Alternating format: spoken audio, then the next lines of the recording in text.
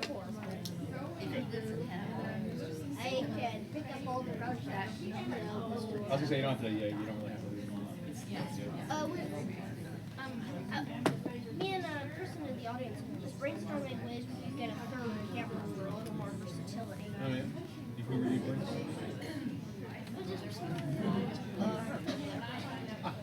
We need the pan-tilt control on the actual camera. So we just send a message to the mailing list asking if they have anything. Or we get to set up a donation jar. A donation jar.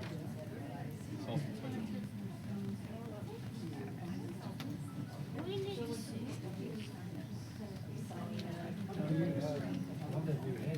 Oh, thanks.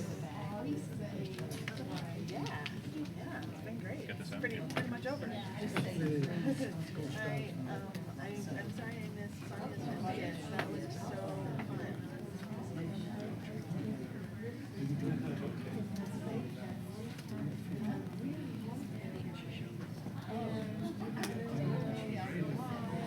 Oh, great.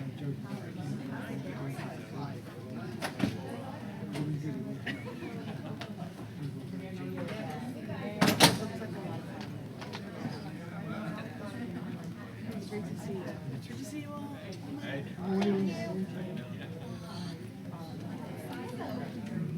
I'm looking for the model that we have.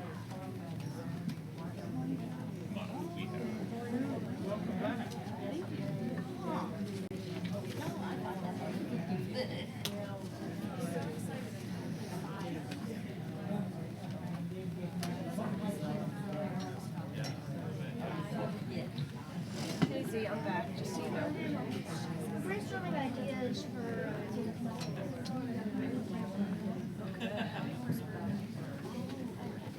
Would we maybe have anything? You have to ask Dad. I don't know. There is no form of electronics that we don't own, so you never know.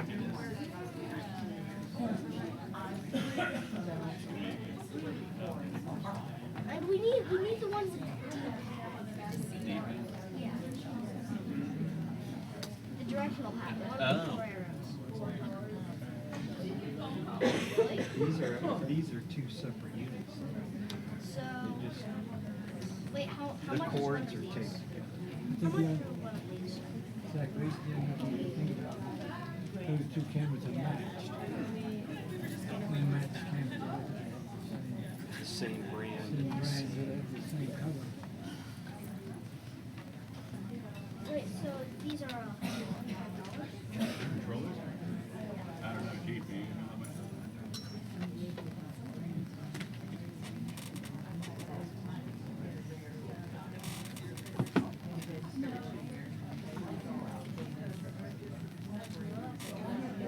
I'll just do $100.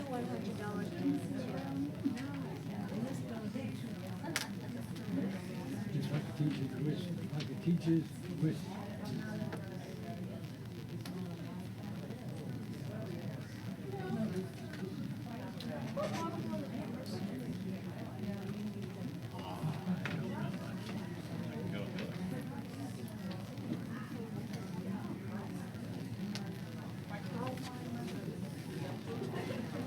Good morning, teacher. How are you? Hey, Mike. How are you? I'm good. Whoops. Good. Good morning. Morning. How are you? Is it Good. Canon?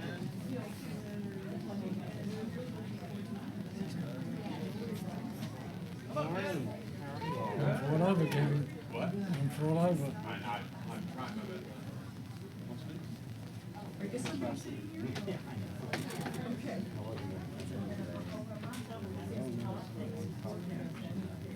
Here, I'll take a picture.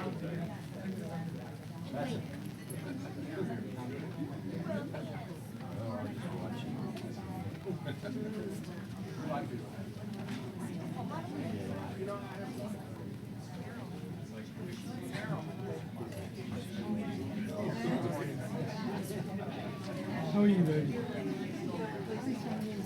Good. Trying to see Kay Golan. Good morning. She's sitting in the front. She's the one. Oh, good. Let me ask her.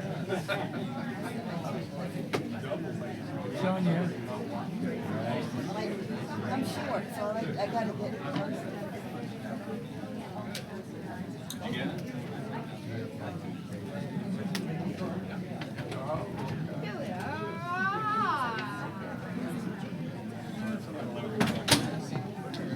so many seats. So little time.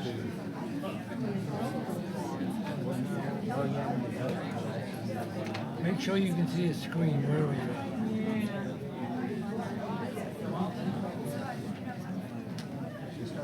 It's probably a bad omen. That's a bad one.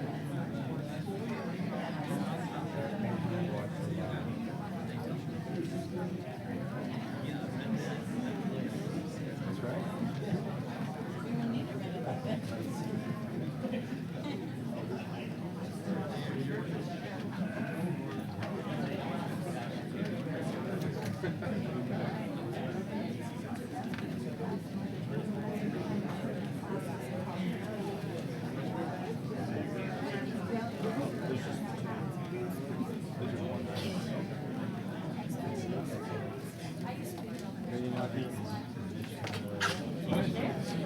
Can we start recording? Did you already start streaming? Oh yeah, I already started. Oh, okay, you're good. Yeah, I don't think you have to record yet. Just get your camera set up. Yeah, I mean, that looks pretty good. That's pretty good.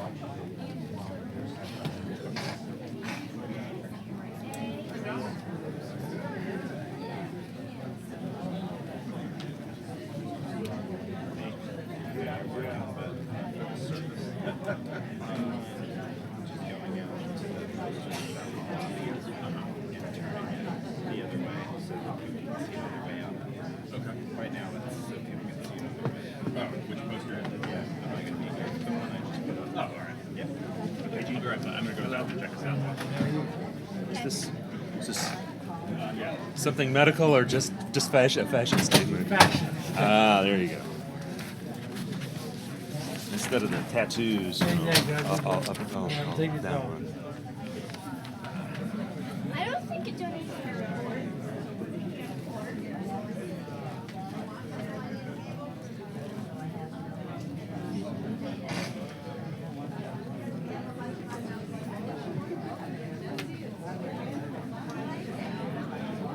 We've got this perfectly fine button.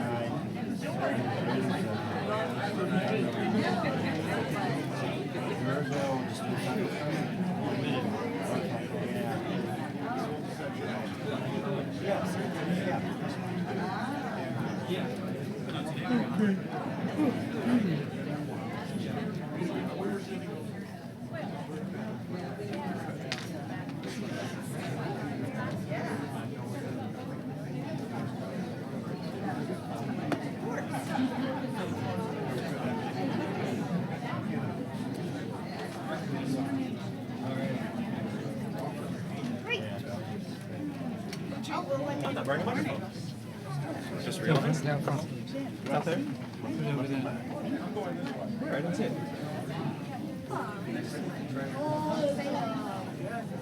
10 seconds.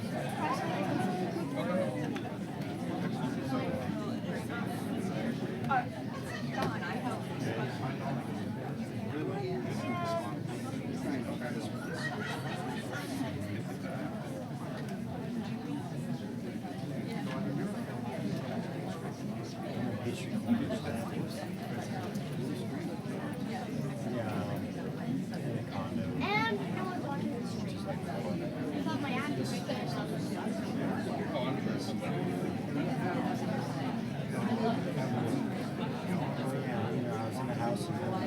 one's right side. No one sticks. Well, we're recording. Yeah. So we'll technically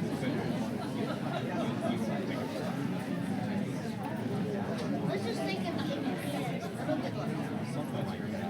Wirecast, track, get a virus,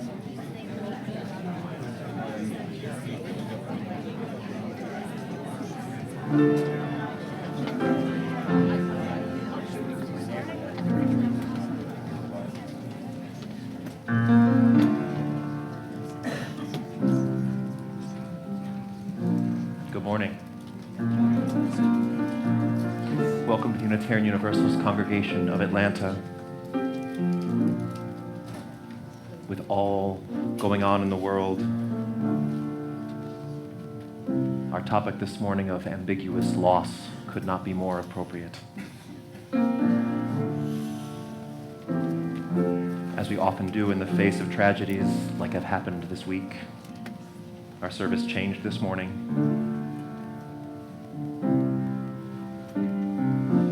Please join me in singing this new hymn.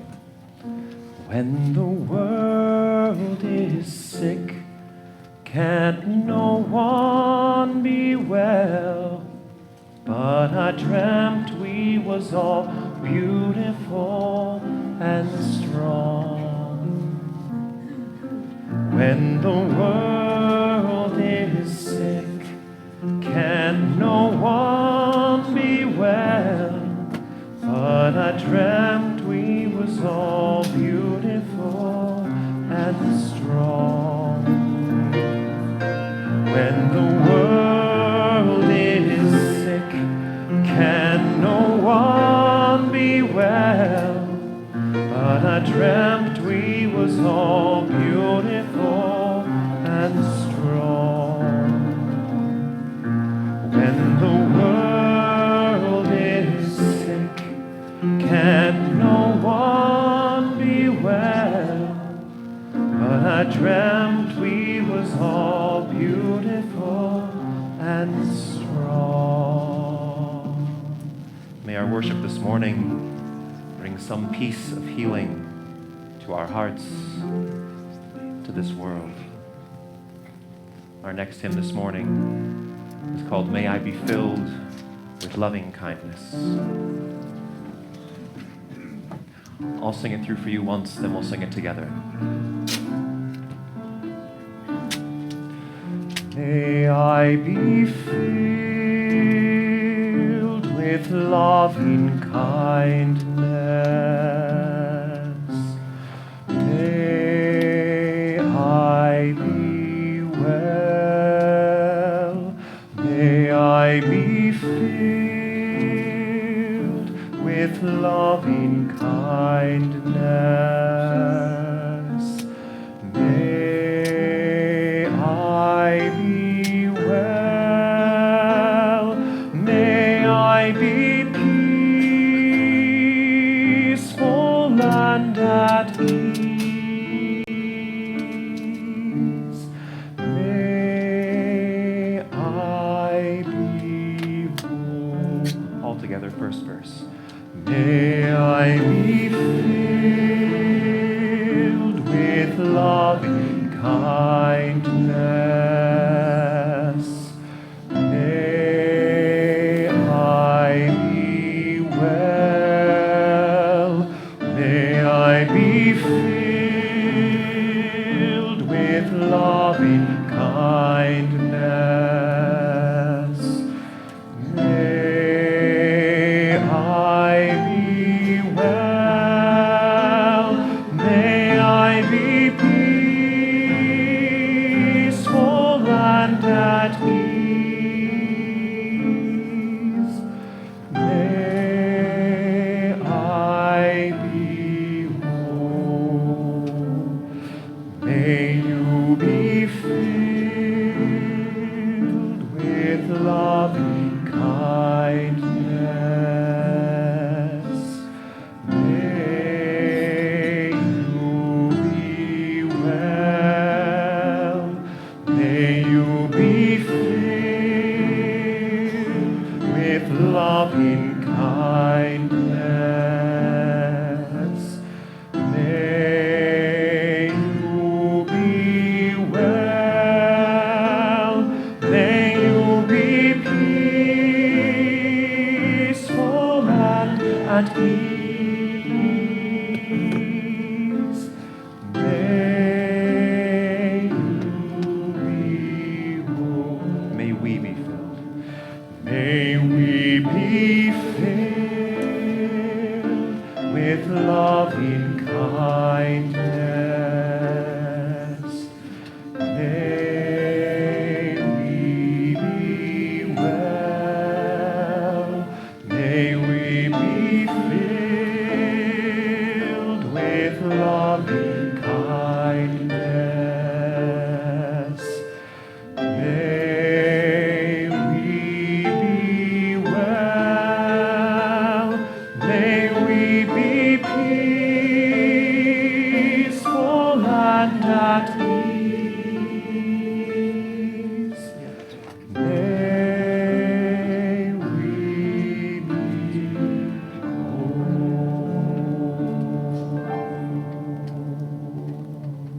It is good to be together in times as these, to be together in this space filled with love, filled with kindness. We are very glad you are here this morning.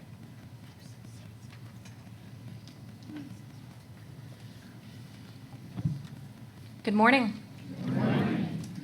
Welcome to the Unitarian Universalist Congregation of Atlanta, a beloved community that changes lives. I'm Kate Sweeney, and I'm so glad that you're here this morning. Wherever you are from and whomever you love, you are welcome here. If this is your first time, or if you've not yet had a chance, please stop by our Welcome Center in the social hall after the service to get to know you a little bit better. You can sign up to receive information about services and programs being presented over the next several weeks. It's summertime, it's a little warm, and for children's religious education, that means cool workshops. Oh. These are workshops that congregants are leading. For more information, please check your order of service. You can also talk to one of the hosts at the RE table out in the social hall. After the service at 11:30 a.m., we offer religious education classes for adults. And once again, take a look at the order of service for more info on that. I especially want to highlight our Inquirers class, which is great for folks wanting to learn more about this faith community. It meets in room 1 right off the social hall. Also at 11:30 a.m. in the sanctuary right here, we are offering an adult RE class called Turning Points in UU History. That's a 6-session exploration of turning points and controversies in our history. And it'll delve into the complexities of these historical moments, how they shaped Unitarian Universalism, and how they relate to our faith today. Each session will reflect on the sides involved in the controversy, putting participants in the shoes of those who lived through it. While there is some overlap in content between this series and other UU history sessions Adult RE has offered, Turning Points in UU History will take historical understanding to a deeper level, to the moments when we struggled to define who we are as a movement. The series will be led by Jim Kelly, assisted by Frank Casper and Kim Green, all longtime UUCA members. And now, please be sure to take this moment to put your cell phone in its most reverent position. Thank you. Once again, we are glad that you're here on this beautiful morning.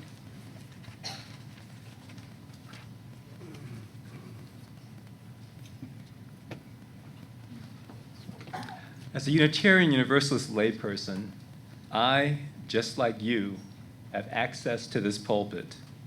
Ours is a pulpit of the people. The privilege of standing in this pulpit does not derive from on high, it derives from among us. But what qualifies me as a layperson to claim pulpit time?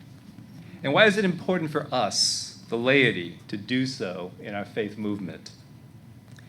The answers lie in the things from which we seek inspiration. Our faith tradition recognizes many sources of spiritual insight, and not least among these is the human experience itself. We choose to view the human experience as one aspect of divinity within a spiritual universe. Just as our written canon includes many sacred texts which we value and sample in equal measure, our canon of human experience includes a diversity of sacred insights and wisdom. Today, 3 of our lay ministers will be sharing insights from their individual and unique experiences of ambiguous loss. By that, we mean the losses that leave you without closure, without resolution, the losses that leave you searching for answers amidst a grief that just seems to linger. We face such losses in childhood, in adolescence and adulthood, and in our years of elderhood as well. If there is an answer to such losses, it lies within the sheltering arms of beloved community. It is within one another's arms that we find the courage to listen to the wisdom of our own hearts. In the words of the 17th century Sikh guru Teg Bahadur, why do you go to the forest in search of the divine? God lives in all and abides within you too. As fragrance dwells in a flower or reflection in a mirror, so the divine dwells inside everything. Seek, therefore, in your own heart.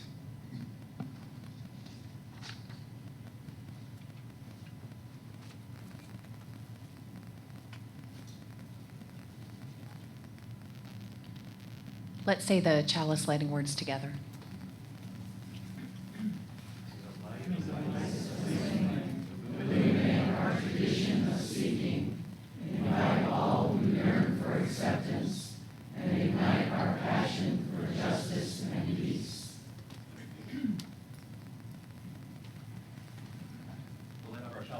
Also a light of community. Let us greet each other with a handshake or a hug.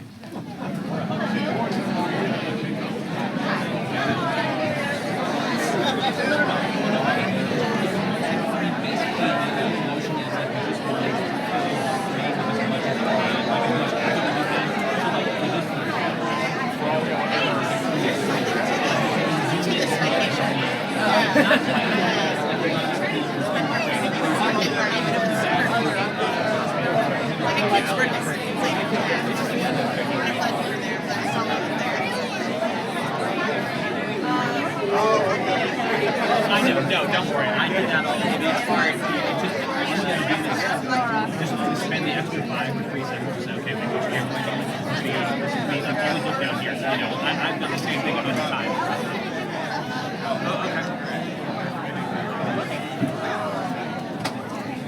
This is a song from the recent movie A Star is Born. I'm joined by UUCA choir member Sarah Dawn Peck.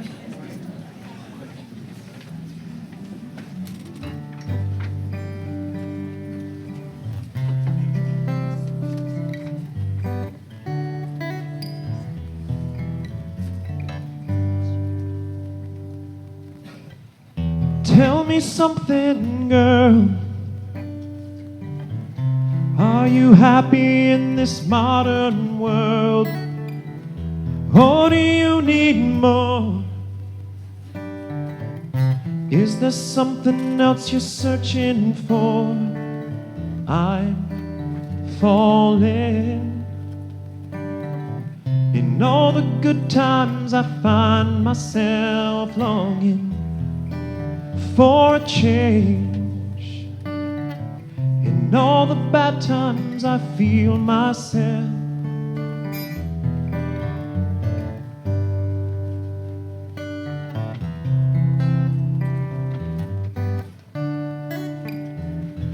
Tell me something, boy. Aren't you tired trying to fill that void? Or do you need more? Ain't it hard keeping it so hardcore? I'm falling. In all the good times I find myself longing for change.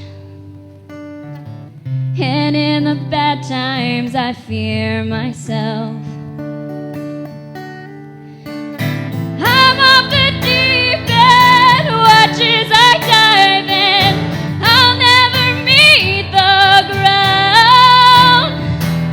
Crash through the surface where they can't hurt us. We're far from the shallow now. in the shallow, in the shallow, shallow, in the shallow. We're far from the shallow now. Oh, oh, oh, oh,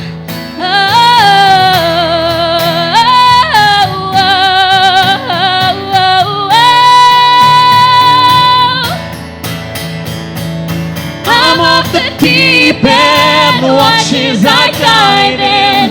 I'll never meet the ground. Crash through the surface where they can't hurt us. We're far from the shallow now.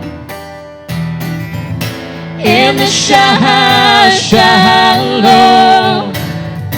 in the shallow, in the shallow, we're far from the shallow now. In the shallow, in the shallow, in the shallow,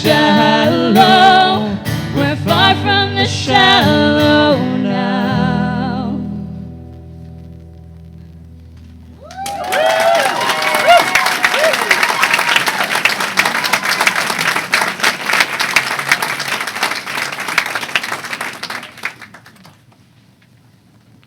It's beautiful. Good morning. Good morning. It's good to be here today. The spark that ignited the journey into this topic of loss happened during a small group ministry session this past February. The title of the session was Success and Failure. It's typical to present two questions relating to the topic on which we share with the group. The two questions were as follows. Thinking back to your childhood, what message did you get about success and failure from your family, teachers, and peers? The second question, considering your adult life, what would you list as your most important successes and failures? How have they contributed to your growth? Well, it's the suggested policy of the group for full participation, but I had an adverse reaction to that first question, thinking back to my childhood. I asked the group if I could skip the childhood question, just go straight to the one reflecting on adulthood. Well, it just so happens that Taryn was the group leader. Now, Taryn has some very definite ideas about small groups, full participation being one of them, which I agree and admire. However, I thought that maybe, just maybe, I would get one free out of sharing card. Having discomfort of a topic is not a sufficient reason to pass. In fact, discomfort, fear, and dis-ease, I have discovered is very often the exact reason to forge ahead and face the vulnerability head on. As I proceeded to share my response, I felt some tender, unhealed wounds from my childhood arise. At the time, I wouldn't have used the term ambiguous loss, but the more I reflected on the term, I could see its analogy. An internet searching revealed many types of losses. There are necessary losses, losses that are replaced by something different or better, natural or a positive part of life, as when a child leaves home for college. There are actual losses, loss of a pet, a friend, a life partner, a job. Perceived loss, a child feeling less loved by her parents and experiencing lower self-esteem. Maturational loss, losses from going through life with normal developmental process. A stay-at-home mom experiencing her child going off to school for the first time. And then there's ambiguous loss, a loss without resolution. Pauline Boss coined the term back in the 1970s. It's a loss that occurs without closure or understanding. This type of loss leaves a person searching for answers and thus complicates and delays the process. Adoption, divorce, death, dementia, these are common examples of ambiguous loss. Loss of childhood isn't listed, and to say that I lost my childhood may seem a bit dramatic, yet the sadness I felt in that small group and the lack of resolution and acceptance of my youth for what it was is real. The loss I refer to is that I lived in an all-encompassing fear, have few memories of my childhood, and experienced very few carefree times that a child should experience. While ambiguous loss is technically one without resolution, I need to find resolution with my childhood in order to be free and have the ability to live a full life. How I came to an acceptance and resolution involves spiritual experiences, my UUCA communities, my sober communities. It involves facing fear. I thought I had dealt with most of the losses in my life. I've been in recovery for 9 years and have done much work on acceptance, forgiveness, not regretting the past, letting go of resentments, and living life in the present. Like each of us, I've had my fair share of losses.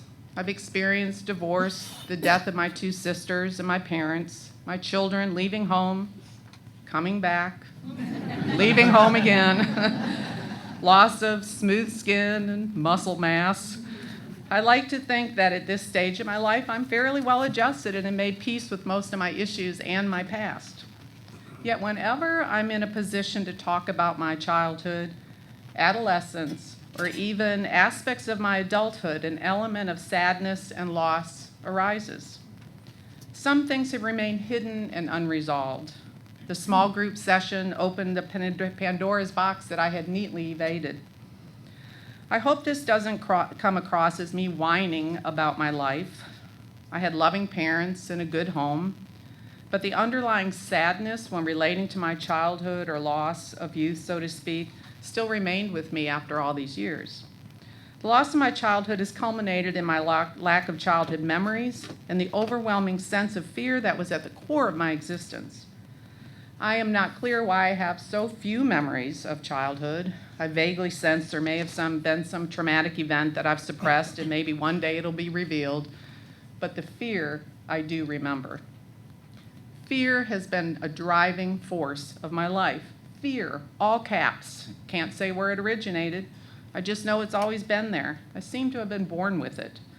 Fear of my teachers, friends, animals, God, fear of what you thought of me, fear of success, fear of failure, fear of death. The list goes on. Eckhart Tolle states, the psychological condition of fear is divorced from any concrete and true immediate danger. It comes in many forms: unease, worry, anxiety, nervousness, tension, dread, phobia, and so on. This kind of psychological fear is always of something that might happen, not of something that is happening now. You are in the here and now, while your mind is in the future. This creates an anxiety gap. And if you are identified in your mind and have lost touch with the power and the implicity of the now, the anxiety gap will be your constant companion. You can always cope in the present moment, but you cannot cope with something that is only a mind projection. You cannot cope with the future. I did not live in the present. I was always worried about one thing or another in the future. It's kept me locked in my own world, separated from those around me. The anxiety gap was my constant companion. Childhood traits typically include wonder, curiosity, playfulness, connectedness, to name just a few. I don't remember dancing as if no one was watching, having an untethered imagination, true friends. Fear was a corroding fabric woven in my life. In early adolescence, I discovered liquid courage. Now that'll keep fear at bay, temporarily. It seemingly allowed me to fit in, but it ultimately cut me off from people, eventually leading to isolation, loneliness, and despair. Lack of presence is a loss. Not being genuine is a loss. Living in a fog is a loss. Living in fear is a loss. Fear robbed me of living a full life and embracing my childhood with presence and joy. The Dalai Lama says, if you have fear or some pain or suffering, you should examine whether there is anything you can do about it.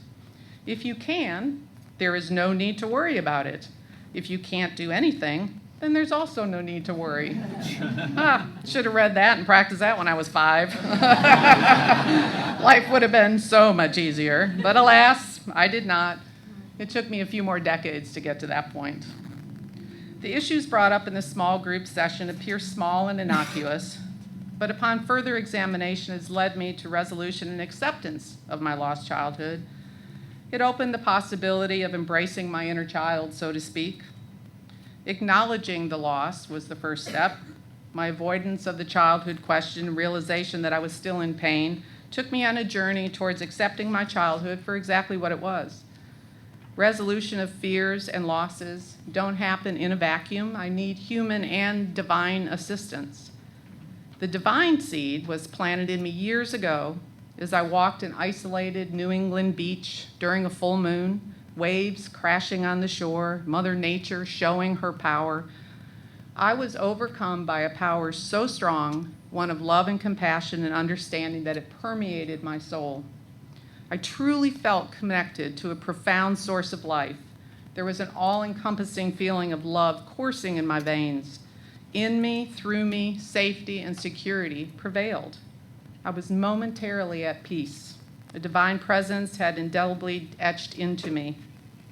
While this experience had a powerful impact on me, I neatly buried it for many years. Years which passed as I plunged to an emotional bottom. Life had become unbearable. Fortunately for me, I took note of a divinely inspired thoughts imploring me to seek the help that I needed. The spirit of the universe, the divine spark, became my source of strength during a time of fear, desperation, and loss, as did a community of similarly suffering souls. Amazing grace. How sweet the sound to save a wretch like me. As I emerged from that emotional bottom, as I developed a spiritual program with daily practice of prayer, meditation, gratitude, and service, the fear stays in check, and I have the ability to be present and live a full life connected to others in meaningful ways. My spirit is strengthened by the love of friends, music, nature, connection with a higher power. I feel this power's presence when I put my hand on my heart during meditation. I feel it as I'm in service for others. I try to live in the moment, to have compassion and forgiveness of self and others. I lean into my fears as they arise.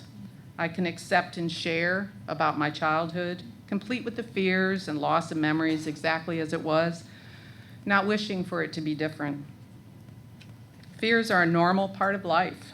When I embrace my fears and lean into them, face them head on, I'm connected to you, I am present, and I have peace in my life. I will end with a story and a quote by Pema Chodron.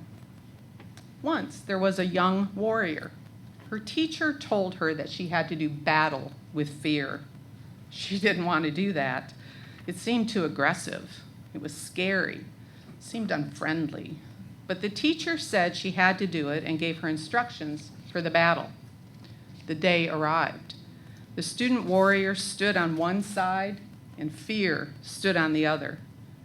The warrior was feeling very small and fear was looking big and wrathful. They both had their weapons. The young warrior roused herself and went toward fear, prostrated 3 times, and asked, "May I have permission to go to battle with you?" Fear said, "Thank you for showing me so much respect that you asked permission."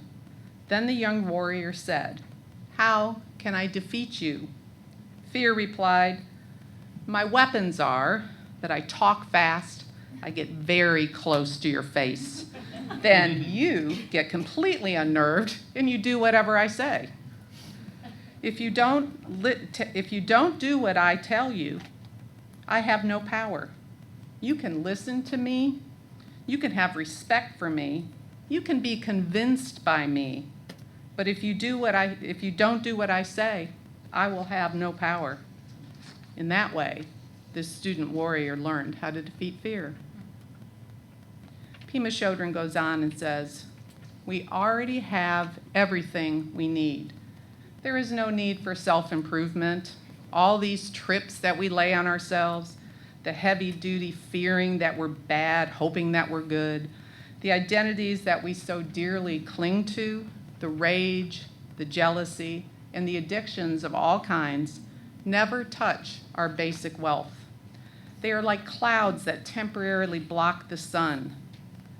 But all the time, our warmth and brilliance are right here. This is who we really are. We are one blink of an eye away from being fully awake. May it be so."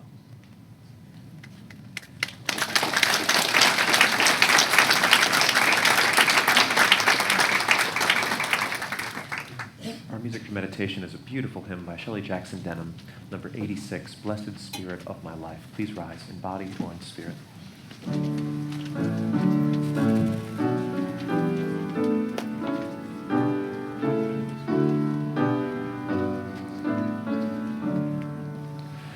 Blessed Spirit of my life, give me strength through stress and strife.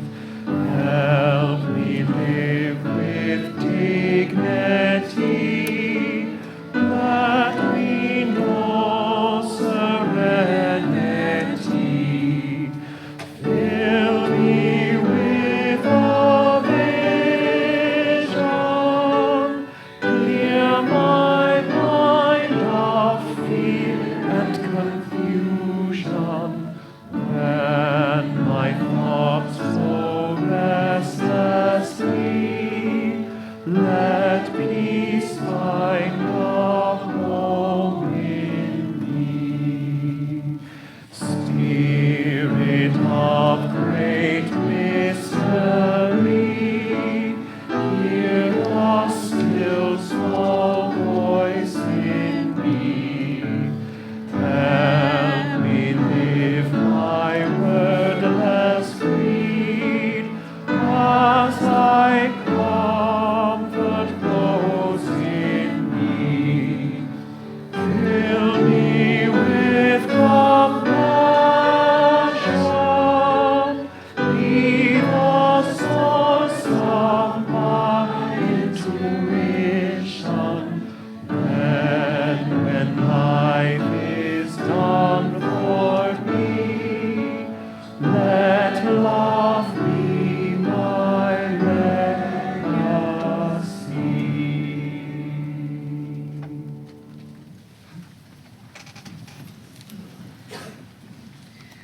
Let us put hands on our hearts. Feel the warm connection. Let love in this moment flow. Say to yourself silently, "I will love myself. I will love others, and that love will heal the world." And now for the joys and sorrows of our beloved community. Our thoughts are with the victims of the mass shootings in El Paso, Texas, and Dayton, Ohio. As we struggle to fathom yet more senseless acts of violence committed in hatred and madness, let us draw near to one another, and in each other may we find the courage to go on. May we find the compassion to hold in love those who are suffering today. May we not forget them, and in the remembrance, may we find the passion and the resolve to keep pushing for legislation to quell the violence once and forever. May this be so.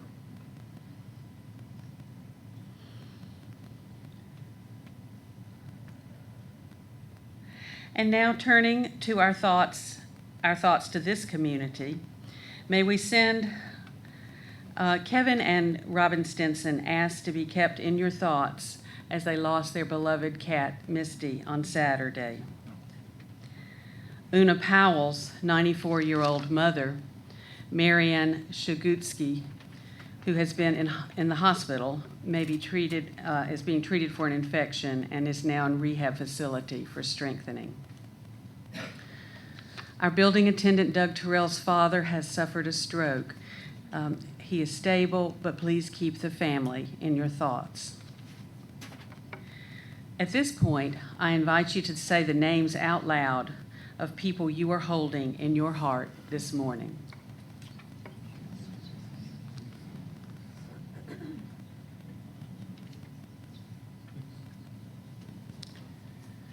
Let silence be our sanctuary now.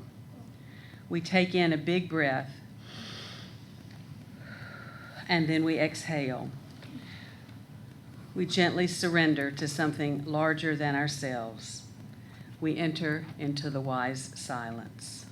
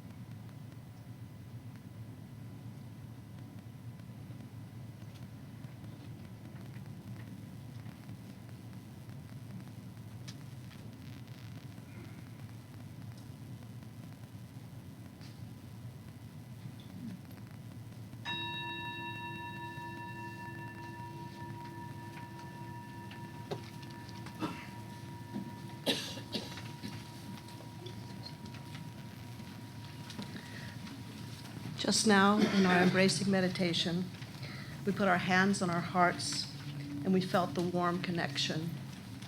Later, we all took a deep breath together, exhaled together, and then entered into silence together. How beautiful to be a part of something larger than oneself. How wondrous to belong to this community that not only takes us inward to our spiritual core, but also outward into the world through service. This morning's offering will now be given and gratefully received.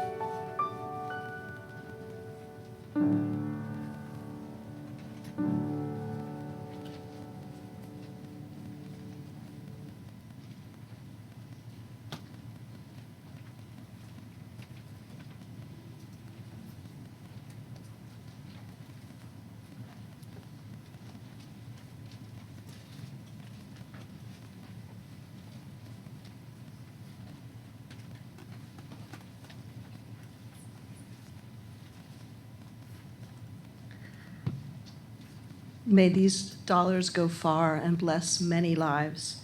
And now, please join me in the dedication of our offering, which can be found in your order of service or on the screen. To the work of this congregation, which is weaving a tapestry of love and action we call community, we dedicate our lives, and these are offerings.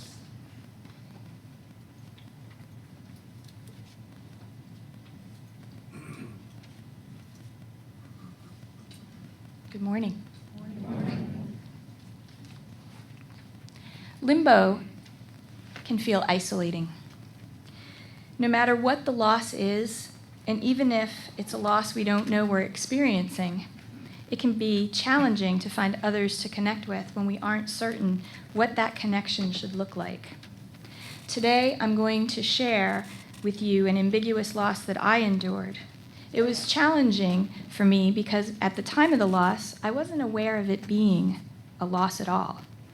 As time went on, however, I became more aware of the loss in my life, and I recognized the absence. I grew up Catholic. Well, sort of.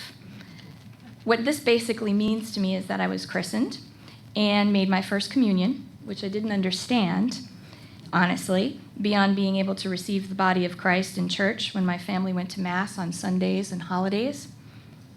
My family belonged to St. Teresa's Church in Harrisville, Rhode Island, like many of my schoolmates did.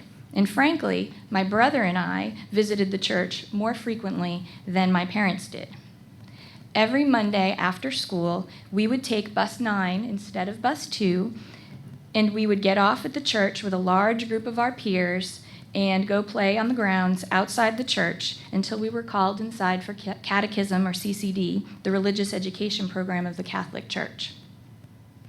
I found myself bored with the classes because it appeared to me that we were told the same stories every year, and each year I found the stories to be lacking in believability.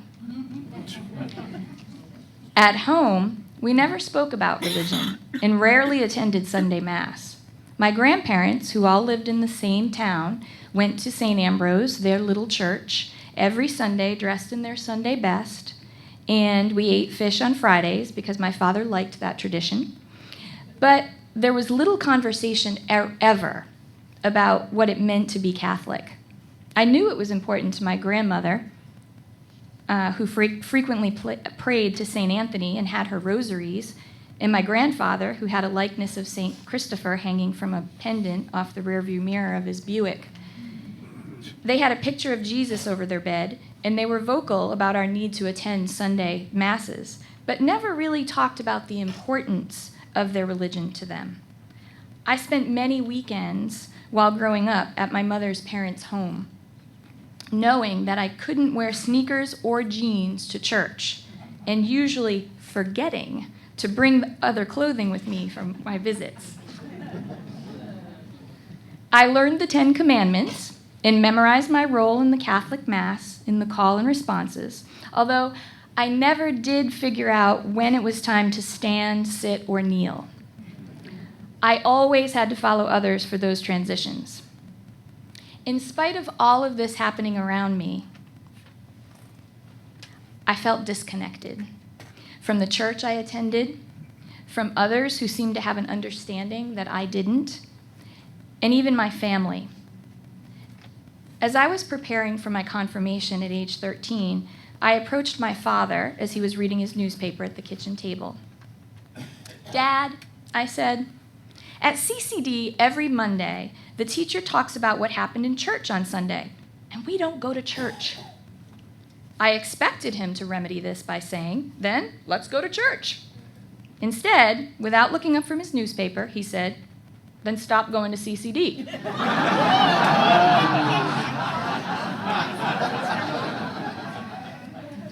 Initially, I was relieved and ran to my brother to tell him the news. At the time, I didn't realize that what I'd expected my father to say was actually what I'd wished he'd say, because I really wanted to feel connected to this religion, this religious path that others embraced. That's what made this loss ambiguous to me. Eventually, however, I became more uncomfortable about my father's advice and felt more isolated because I didn't have a spiritual home and was essentially on my own in finding my way spiritually. I had the strong sense that I needed spiritual connection and community and didn't know how to find it. I walked through life experiencing a sense of loss and not really knowing what was lost or how to find it. I wanted to reconnect with Catholicism when I was in college through the Catholic Center on campus that my friends were committed to, but it still didn't resonate. Over the course of my 20s, living in other countries, one Arab, I enjoyed conversations with others willing to share their spiritual experiences, although I shared little about my own. In my mid-30s, after a challenging breakup, I found myself again needing and not having a spiritual connection. It was then that I began my search for a beloved community. The first service I attended was at a Christian church. The members at the church who I met there were nice enough and invited me to return for the evening service, but I was turned off by the service itself, where the minister talked about a recent mission trip to India and how successful it was. In my 20s, I had taught English to middle and high schoolers whose first language was not English, and when I had a sense of my own participation in English imperialism, I left that life. It's probably not difficult with that information to understand that missionary work didn't appeal to me, and so this community wouldn't become my home. I'm not sure how I learned about Unitarian Universalism or of UUCA in particular, but it probably happened when I worked across the street at the Feminist Women's Health Center. After doing some research on the internet, I decided to come to a service. I drove to Cliff Valley Way and watched folks enter. Probably some of you here today. Became too nervous and drove home. My second attempt was more intentional. I sent 2 emails, one to Chance Hunter and one to a woman whose name I don't remember, to let them know that I would be coming. And while I don't remember if I received a reply from either one, I told myself I was expected and I needed to follow through. I came for Reverend McCarr's first sermon on the Four Noble Truths. During that sermon, I felt grounded and that my search for spiritual connection was over after 22 years. I knew then that I had found a community that I could be a part of and felt instantly comfortable about that decision. Since then, I have spent many a sermon crying and laughing in a space that has felt safe in a way that St. Teresa's never did. It was challenging to be in limbo spiritually for so long, especially since I'd initially lost something that didn't fit. I find that I'm still developing spiritually, but now it feels more grounded as I'm surrounded by a beloved community who understands even if we don't all believe the same. Thank you.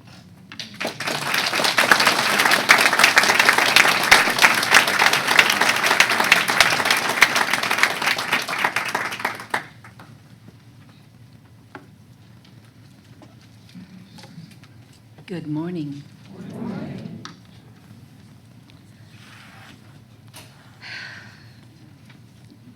This morning, I'm going to talk about the loss that continues. One definition of loss is failure to keep or to continue to have something. Another is the experience of having something taken from you or destroyed. And with loss, we feel the sadness of grieving what we lost. Elizabeth Kubler-Ross first described grief as 5 stages we go through, such as denial, anger, bargaining, depression, and acceptance. We now know the stages are not regimented in that specific order or number. There is also pain we feel over what we have lost or losing. This is often when we begin to reconstruct, to think about how we will live our life without the peace that is lost. This leads us to acceptance and hopefulness in what we still have in our life. We all experience losses connected to our own aging. We know we all get old if we don't suffer a premature death. It's kind of like being caught between the rock and the hard place. I remember 15 years ago, my friends and I joking about developing CRS and then CFS to be followed by CDS. Now, CRS is can't remember stuff. That's a paraphrase. CFS is can't find stuff. And CDS finally is can't do stuff. We laughingly commiserated over inevitably experiencing getting old together. But what happens with ongoing loss? A cycle unending of losses that feel like one is caught in a revolving door of anger, sadness, and grief. Almost all of us experience at least some normal cognitive decline as we get older. The most common being cognitive slowing, processing information rapidly and dividing attention effectively are cognitive skills that peak in young adulthood. As we get older, most of us have difficulty remembering names or numbers that are said rapidly, such as phone numbers, and also multitasking is not as easy as it once was. Recalling a familiar person's name or a particular word during a conversation commonly becomes harder for adults after age 70. We've all had the tip of the tongue experience. Sometimes there are cognitive changes that are more concerning, but the changes are not severe enough to interfere with daily life or independent function.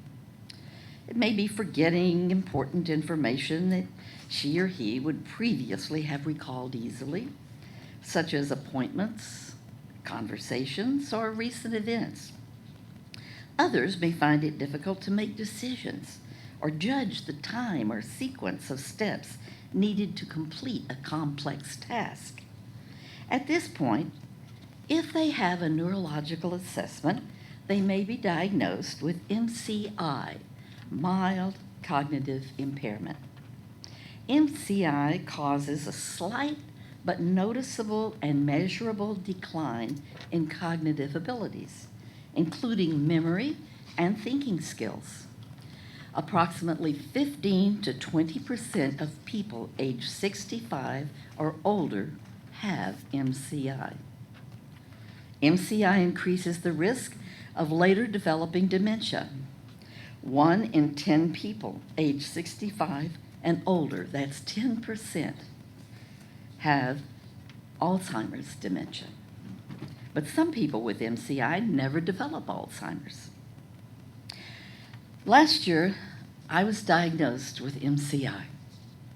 I stepped into that revolving door of loss and grief, cycling through the stages of anger, sadness, acceptance, with recognition of each small loss, restarting the cycle.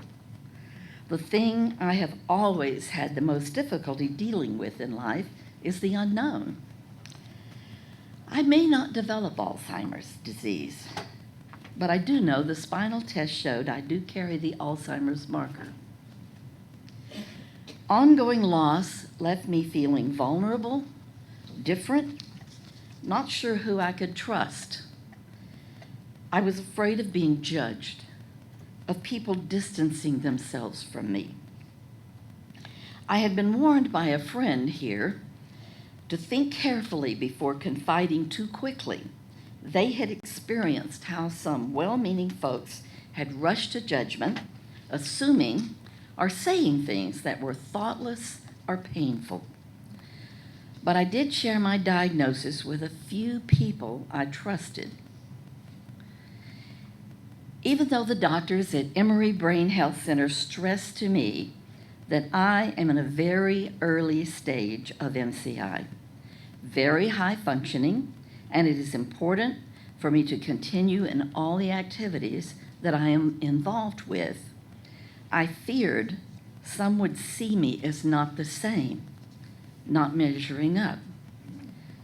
My greatest fear was that some would see me as suddenly no longer capable of volunteer roles I serve in here at UUCA. Sharing this today is the biggest leap of faith that I have ever taken. But this congregation is the most important thing in my life outside of my family. And I need the support, the acceptance, the assurance that I will continue to be a part of this village, because it does take a village. At least for me, it does. I want to celebrate life. The doctors think I have many good years still ahead, and I plan on making the most of it. I really haven't changed a lot. I've always been outrageous.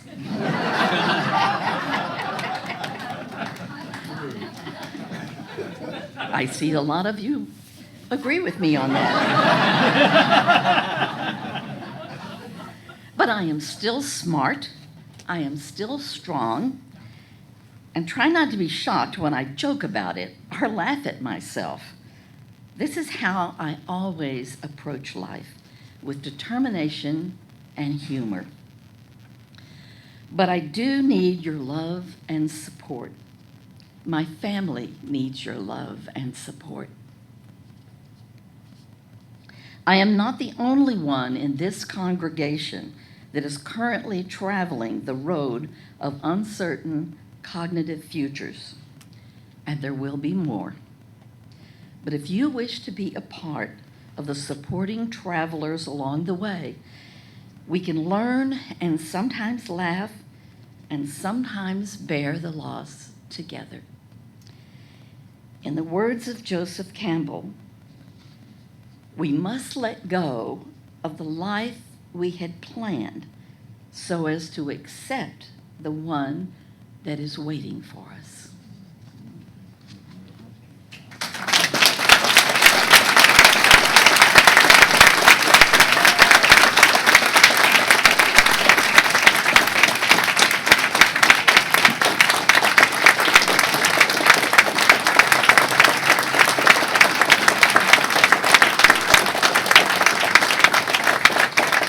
I'll go ahead and stay up. This is one of many Sunday mornings where I sit here in great gratitude for this congregation, the people in this room, and this morning specifically our wonderful lay ministry program and all of those who took part in this worship, all the other lay ministers who are making phone calls and loving and doing pastoral care with our congregation. Would you give it up for all of them? Great work. We are very lucky.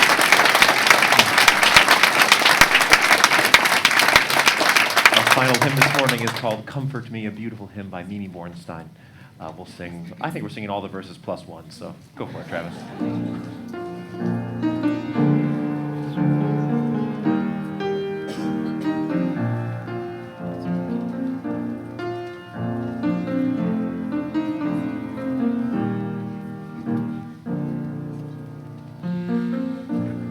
Comfort me.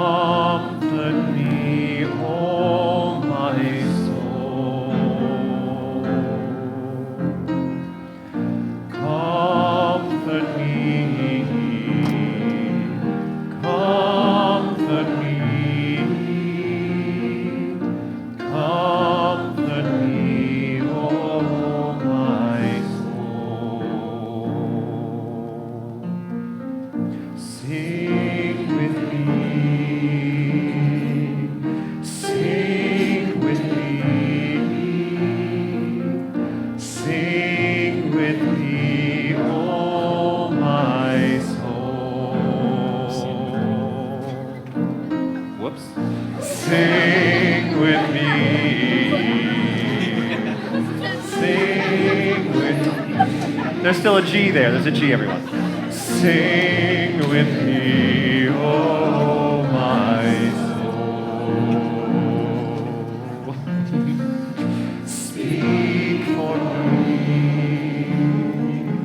Speak for me. Speak for me, oh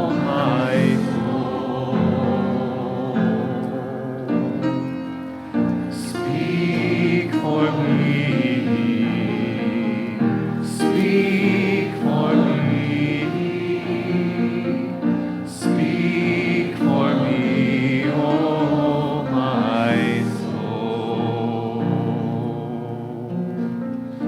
Dance with me, dance with me, dance with me, oh my soul. Dance with me, dance with me, dance with me, oh my soul. Comfort me, comfort me, comfort me, oh my soul. Comfort me, comfort me, comfort me, oh my soul.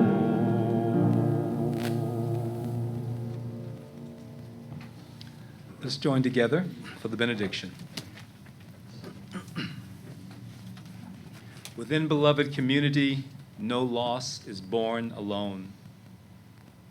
The arms linked with yours, the hands holding yours are there to help, to comfort, to support, and to lift up when loss bears down. While our faith values questions over answers and journeying over arriving, it is also a faith that never doubts the divinity of the human spirit, the potential for human progress, and the certainty of human covenant. Let our covenant to one another and with one another, the covenants of family, of friendship, and of beloved community, let those covenants comfort, shelter, sustain, and lift us for all our lives. Blessed be. Amen. And Ashe.